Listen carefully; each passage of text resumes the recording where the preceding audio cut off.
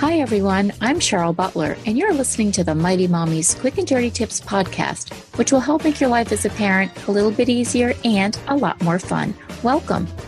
Today, I'm excited to have a special guest join us, a fellow Quick and Dirty Tips host, Monica Reinagel, also known as the Nutrition Diva. And we're going to be discussing a challenge that many parents face each day, and that's controlling the amount of sugar our kids are taking in throughout the day in both their meals and snacks and their drinks. I get emails frequently from listeners about how can they get a better handle on how much sugar their child is getting in their diet. So I'm thrilled that we have the Nutrition Diva on hand to help us out. Monica, welcome. Thanks so much for having me, Cheryl. Great. Well, listen, I have a few questions in regards to this hot topic. So let's get started. So, Monica, in regards to a daily diet, how much sugar is too much sugar for a kid to be taking in? Well, it really does depend on how old the child is, or more specifically, how big they are, and also how active they are. But as a general rule, both for adults and children, we're trying to get no more than 5 to 10% of your daily calories from added sugars. So for a 6-year-old, that would be somewhere around 16 to 25 grams of added sugars per day. And that's the equivalent of about 4 to 6 teaspoons of sugar. And that's only like a half a can of soda. It's not that much. Wow. And then for a 12-year-old, it would work out to more like 20 to 40 grams a day. And that would be the equivalent of 5 to 10 teaspoons. Kids and adults who are really physically active with sports, they can afford to be at the upper end of the limit because their muscles are more likely to quickly burn that sugar for energy.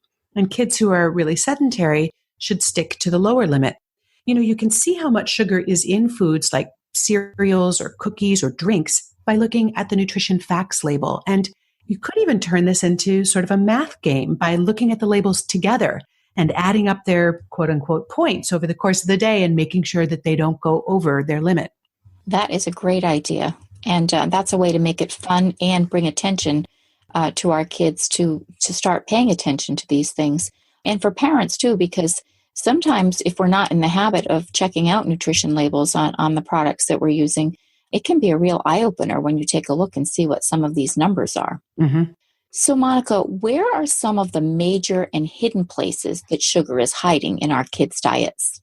Well, of course, there are the obvious sources like soda, candy, ice cream, other dessert foods. But breakfast cereal is another huge source of added sugar in kids' diets. A single bowl of Honey Nut Cheerios is 9 grams of sugar, and that's about half the entire day's allowance for a 6-year-old. So plain Cheerios or Kix or homemade oatmeal are good lower sugar choices for cereals. And I think a lot of parents also think of yogurt as a healthy choice, and there are a lot of brands that are pitched specifically at kids.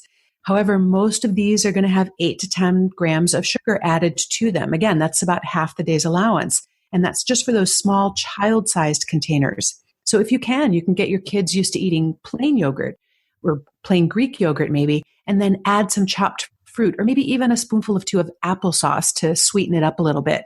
And finally, I just want to make the point that even though 100% fruit juice drinks technically don't count as added sugars because they're from fruit, it is another huge source of sugar and empty calories in kids' diets.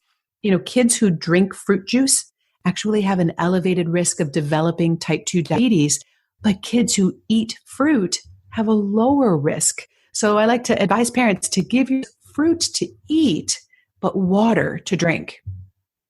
That is great advice because that is, you see that. I know when I became a mom for the first time, fruit juice was, it was almost a go-to thing for a while, and I had no idea how much sugar there was in it. And our pediatrician, luckily, also had a big nutrition background, and she set me straight right at the very beginning. But those are excellent tips, and the breakfast cereal too.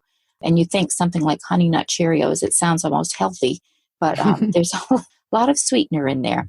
It adds up really fast. So what are some of the detrimental ways that sugar can affect a child's growing body, in addition to tooth decay and obesity? You know, Cheryl, I think one of the big ways that eating too much sugar negatively affects a child's nutrition is because it tends to crowd healthier and more nutritious choices off the plate. I mean, not many kids that I know would choose an orange if they had the option of having a cupcake instead, or would reach for a peanut butter sandwich over a candy bar. And for that matter, a lot of adults who wouldn't either.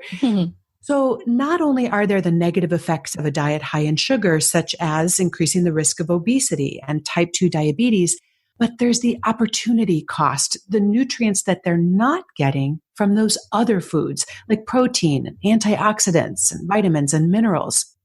That's a great perspective on that you're forcing it off the plate. I bet a lot of the parents listening might not even have thought of that. So thank you for that. And listen, there's so many natural sweeteners on the market these days, but are there any that are safe for kids? Well, sometimes parents have the idea that as long as they stick to natural sweeteners like honey, maple, or agave syrup has become popular lately, that, they're fine. They don't need to worry about it.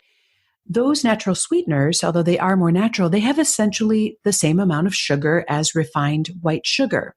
Now, they may also contain some additional nutrients, but the actual amounts are pretty modest. It's not enough to make a significant difference in your daily nutrition. So if you like the idea of using more natural sweeteners, that's perfectly fine. But it's important to be just as moderate in your use of those natural sweeteners as you would with more processed sweeteners. And then, of course, artificial sweeteners carry a different set of issues. They don't contain any actual sugar, so they're not going to contribute, say, to tooth decay. But the most recent research suggests that these artificial sweeteners, even though they don't contain any calories, they may still be contributing to weight gain because they negatively affect our gut bacteria, the bacteria that live in our intestines. So rather than giving our kids 0-calorie sweeteners, I think we'd probably do them a bigger favor if we could teach them that sweets are something that we can look forward to as an occasional treat, but not something that we need to or should eat every day or with every meal.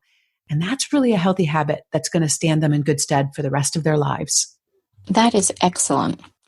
Thank you so much, Monica, for all this great information. It has been a real eye-opener, and I know that the Mighty Mommy listeners are going to really look at sugar in our kids' diets a lot differently now. I know I am. If you're looking for ways to make eating healthier in your family's life easier and a lot more fun, be sure to check out more episodes with the Nutrition Diva on iTunes, Stitcher, and of course on quickanddirtytips.com.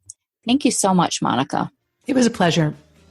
So how do you monitor the sugar in your kids' diets?